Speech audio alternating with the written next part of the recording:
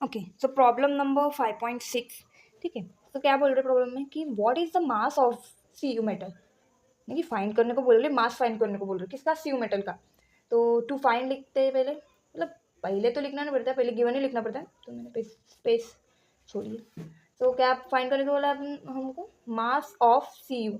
ठीक है, सो फिर क्या बोल रहे हैं वो, produce at a cathode during the passage of 5 ampere current, यानी कि करंट कितना पास कर रहे हैं, 5 एम्पियर का। ठीक है, तो टू गिवन क्या रहेगा हमारा, करंट, करंट किससे डिनोट करते हैं, आई से, आई इज इक्वल टू कितना रहेगा 5 एम्पियर। ठीक है, आफ्टर दैट क्या बोल रहे हैं, through CuSO4 solution for 100 minutes. ठीक है, 100 मिनट्स यानी क्या टाइम गिवन दे रहे, टाइम इज इक्वल टू कितना है हमारा 100 मिनट्स। 100 मिनट्स को हम सेकंड में कन्वर्ट करेंगे तो कैसे, 100 × 60, that is equal to 6000 second. ठीक है, after that molar mass of C U, molar mass भी गिवन है, तो molar mass of C U is equal to कितना गिवन है हमें, 63.5 जी मोल इनवर्स, मोल इनवर्स होता है यार। ठीक है, तो फाइंड करेंगे, बहुत मतलब फॉर्मूला तो हमारे पास है ही। फॉर्मूला क्या है, फॉर्मूला को लर्न करके रख दो, W is equal to what, I into T upon 96500 into क्या है, मोल रेशो है, mole ratio into molar mass of C U. ठीक है, तो हमारे पास अभी देखेंगे कि वैल्यूज पुट करने के लिए हमारे पास क्या क्या है। ठीक है, तो W दैट इज हमें जो फाइंड करना है, mass of C U also denoted as W. ठीक है, मास फाइंड करना है, तो ये फाइंड करना है हमें। तो हमारे पास आई है करंट है, टाइम भी है, फिर उसके बाद molar mass of C U भी है। क्या हमारे पास मोल रेशो है, हाँ है, फाइंड कर कैसे करें, कैसे है मैं बताती हूँ।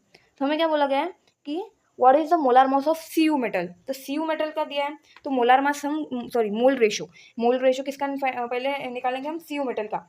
तो सी यू का जो फॉर्मूला होता है वो कैसे, मतलब सी यू जब डिसोसिएट होता है तो कैसे होता है, तो सी यू 2+ होता है।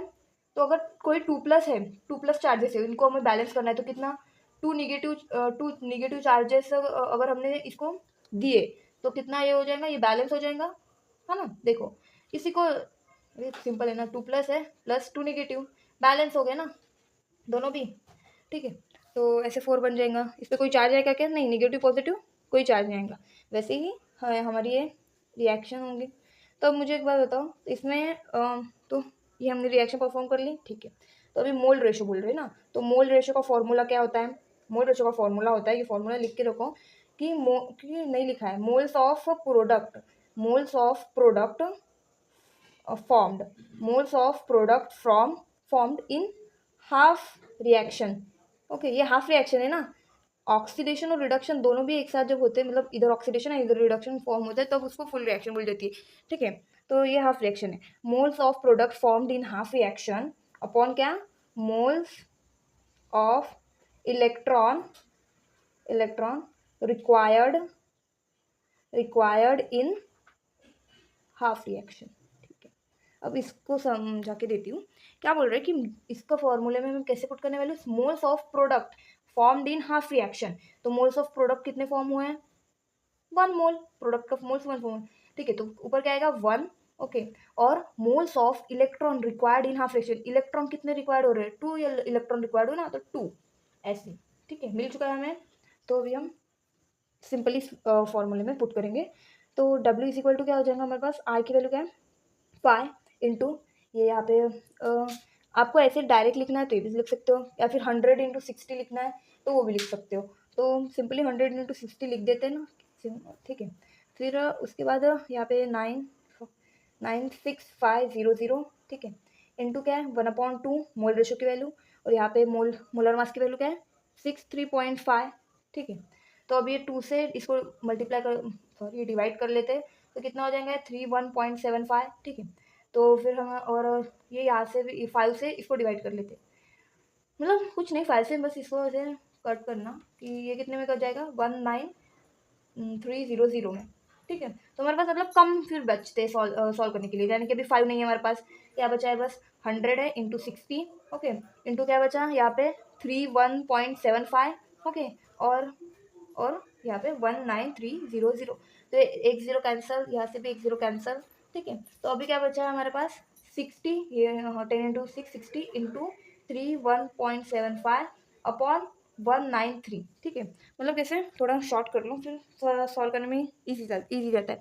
अभी मुझे बताओ इन दोनों को मल्टीप्लाई कर लेते हैं। क्यों ईजी क्यों है? जीरो को तो आप देखो मत, बस इन चार टर्म्स को 6 से मल्टीप्लाई करना है, ठीक है। तो 3 1.75 60 ऐसे भी किया तो भी चलता है। तो जो हमारा पहले तो देखो 0 0 0 ही आएगा, तो 0 नहीं लेना ना, 6 से डायरेक्ट मल्टीप्लाई करते हम, तो यहाँ पे ऐसे आंसर आ जाता, ठीक है। तो आ गया 190500, ठीक है, 2 डिजिट के यहाँ पे पॉइंट, तो आंसर आ गया हमारा 1905 अपॉन क्या है 193। अभी इनको भी हम डिवाइड कर सकते हैं क्या? मल्टीप्लिकेशन चलो मानो हो भी जाता है, मतलब क्योंकि यहाँ पे छोटे टर्म्स से इसीलिए क्या है, ऐसे बड़े बड़े डिजिट का मल्टीप्लिकेशन करते मत बैठो, ठीक है। तो इसलिए हम डायरेक्ट इसको क्या करेंगे, लॉग निकालेंगे। तो लॉग का क्या होगा माइनस, क्योंकि रिलेशन क्या है मल्टीप्लिकेशन का होता है तो पॉजिटिव होता है, डिवीजन का होता है नेगेटिव, ठीक है। इनके लॉग्स कैसे निकलेंगे, 3 पॉइंट 2 पॉइंट और 2798, यहाँ पे आएगा 2855, ठीक है। और फिर 3499.0। एंटी लॉग निकालो। एंटी लॉग कैसे निकालते हैं आपको पता है ना, 99 की वैल्यू 4 में, मीन डिफरेंस 3 में, एंटी लॉग के टेबल में, ठीक है। तो 9.8696 हमारा एंटी लॉग आ चुका है। एक दूसरे के साथ पॉइंट देना पड़ता है ना, तो W इज इक्वल टू क्या हो चुका है 9.8696। कोई भी डिफिकल्टीज हो तो कमेंट्स में ज़रूर पूछिए। बीच में जो कैमरे की डिस्टर्बेंस हुई थी उसके लिए I am really sorry. Thank you for watching.